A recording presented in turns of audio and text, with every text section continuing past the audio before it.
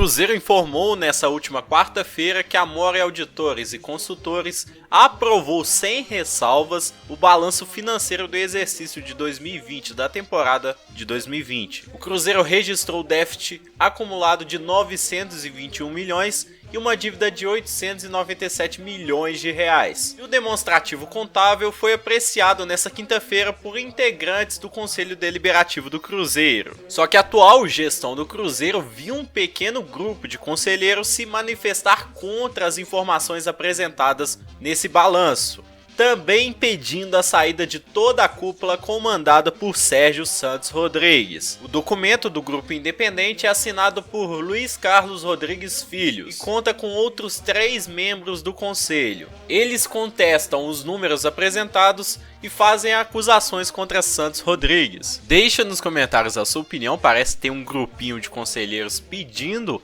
a renúncia do presidente Sérgio Santos Rodrigues e toda a sua cúpula, mas até o momento eu acho que nada está decidido. E eu acredito também que isso aí não vai muito para frente também não. E nesse relatório que o Cruzeiro apresentou, ele também falou sobre as mudanças da sede administrativa implementada nesse último ano de 2020. Segundo o Cruzeiro, haverá uma economia anual de 1.700.000 com a saída do Barro Preto para um andar de cowork na região leste de Belo Horizonte. O Cruzeiro está próximo de contratar o atacante Daniel Melo para reforçar o time sub-20. O jogador, que tem 18 anos e estava no Palmeiras no último ano e tinha contrato apenas até agosto, mas rescindiu no início desse ano. Daniel Melo já está em Belo Horizonte treinando há alguns dias. Ele, que é da mesma safra dos jogadores como Gabriel Veron e Gabriel Silva, sendo que o atacante Daniel Melo faz os lados de campo, marcando 14 gols em 36 jogos na temporada de 2019 na equipe sub-17 do Palmeiras. Já o sub-18 do Cruzeiro vai estar recebendo o atacante João Pedro, nascido em 2003 e formado na base do Bahia.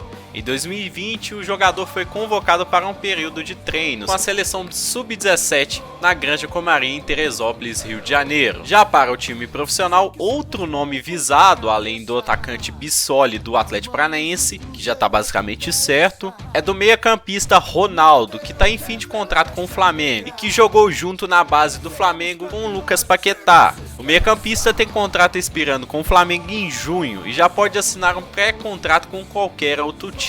Porém, essa negociação até o momento não avançou muito. O Globoesporte.com fez uma pequena lista no qual quais jogadores o Cruzeiro ainda tem direitos de uma futura venda. Um deles é do atacante William Bigode do Palmeiras, que está lá desde 2017. O Cruzeiro ainda tem 50% dos direitos econômicos dele. Das revelações das categorias de base do Cruzeiro, temos o meia Alisson e o meia Elber, que estão fora do clube desde 2018, mas ainda também tem fatias presas ao time do Cruzeiro. Lembrando a todos que o Alisson foi negociado ao Grêmio no fim de 2017, quando o Cruzeiro trouxe o lateral direito Edilson. O Cruzeiro no momento tem apenas 40% do meia Alisson, enquanto o Elber foi para o Bahia em 2017 por empréstimos de 3 anos inicialmente. Agora o meia Elber está no futebol japonês e o Cruzeiro ainda tem 60% dos direitos do meia Elber, segundo o último balanço. Que saudades quando nossos únicos problemas era se o Elber e o Alisson seriam titulares. Outro nome que passou pelo Cruzeiro, mas não deixa tanta saudade para nós torcedores, é do meia Rodriguinho, né? E o Cruzeiro ainda tem 20% dos direitos econômicos do jogador, que deixou o Cruzeiro no primeiro semestre de 2020. O Cruzeiro ainda possui participação em atletas que sequer chegaram a apresentar no profissional, mas fizeram parte da base. Um deles é do atacante João Luiz, que tem 22 anos e não deu certo muito no Cruzeiro. Ele passou pelo Alverca de Portugal e hoje está no Wacker Innsbruck, da Áustria. O time do Cruzeiro ainda tem 10% dos direitos econômicos do jogador. A advogada Sara Hakim explicou a situação de Jason Guzmán no Cruzeiro. Disse quais providências o Cruzeiro poderá fazer a partir do 15º dia, que será o limite para Guzmán se apresentar na Toca da Raposa. Deixa nos comentários a sua opinião. Não se esquece de deixar o seu like no vídeo e sua inscrição no canal. O assunto em pauta, o principal assunto em pauta, é essa queda de braço entre Cruzeiro e Envigado, envolvendo também o jogador Jason Guzmán. A gente quer saber, essa carta que o Cruzeiro enviou solicitando a apresentação do atleta aqui em 15 dias, como é que fica esse processo? o atleta, o próprio clube, alguém pode ter problema depois dessa questão e desse imbróglio jurídico. Então, agora sim, agora temos o áudio da doutora Sara. Tudo bem, doutora? Bom dia, bem-vinda. Bom dia, Everton, como vai? Me ouve bem? Tudo bem, agora chega alto e claro o som. Muito obrigado por ter aceitado o nosso convite.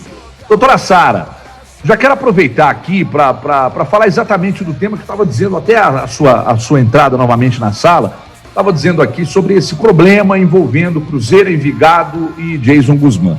Desde o início disso tudo, falávamos do alto número de pessoas envolvidas no processo. E quando alguém rói a corda, a coisa acaba não acontecendo. E foi o que aconteceu. O Cruzeiro foi lá, apresentou um aceite, mas tratando da questão salarial, o jogador assinou. Mas e agora?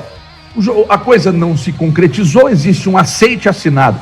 Esse aceite é suficiente para que o Cruzeiro exija a apresentação do atleta aqui, ou a coisa não é bem assim, só esse aceite não dá ao Cruzeiro esse direito? Como é que funciona daqui para frente, doutora? Bom, Everton, realmente esse caso está sendo muito comentado e com toda a razão, porque não se trata, na verdade, só de fazer análise em relação ao aceite, à proposta ou ao pré-contrato, né? Na verdade, há todo um conjunto probatório que demonstra que houve, de fato, anuência, aceitação do jogador para atuar no Cruzeiro. Então, o que nós vemos?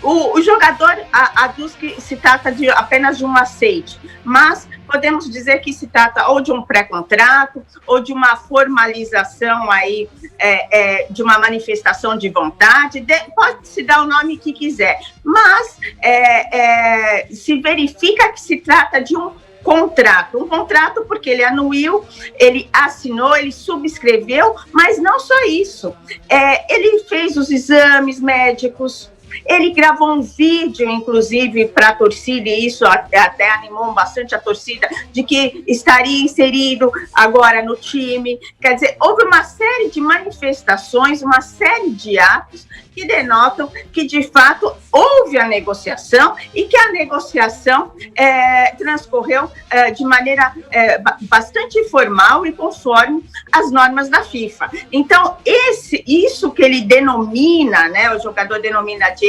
apenas um aceite salarial, justamente para se esquivar das suas obrigações salariais, não é analisado sob esse enfoque, tanto por parte dos advogados do Cruzeiro, como pela análise crítica que faço do ocorrido. Então, temos uma série de atos, uma série de manifestações de vontade, uma série de ações que denotam que, de fato, houve essa composição, inclusive com a concordância do clube colombiano. Então, isso é bastante importante se colocar. Me parece que, ao final da negociação, o que houve aí foi uma atuação do agente, que até então não havia participado, até por informações do jogador e do clube colombiano, de que ele não estava atuando e não respondia pelo jogador, mas me parece que no último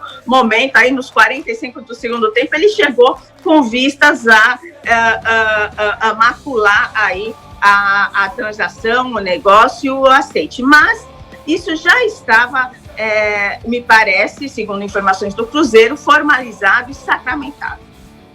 CJ, Lohana e Alexandre Silva. Doutora, bom dia, CJ que está falando, prazer em receber a senhora aqui. Bom dia, bom dia. Seja muito bem-vinda. Vamos. Tá. Imaginei. Então vamos no você mesmo. Você disse aí sobre esse conjunto probatório, sobre esses documentos, tudo que o Cruzeiro, que envolve essa negociação.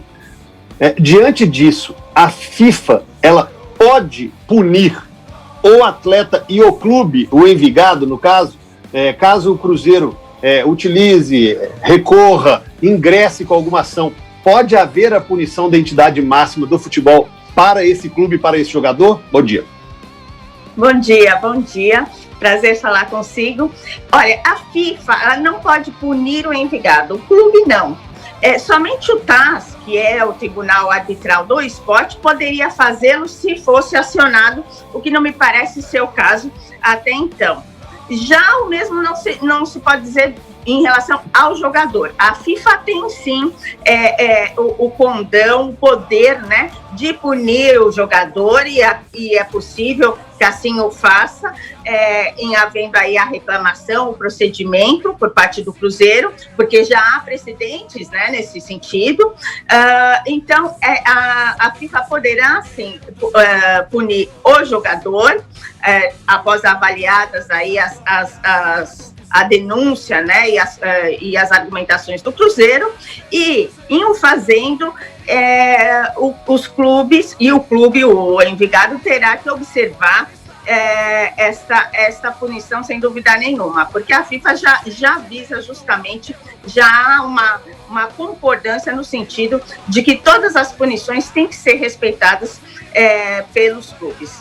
Ela poderá, inclusive, aí, o Envigado, em havendo uma punição, porque a punição não se dá só no campo indenizatório, no campo indenizatório e também de suspensão do jogador, né?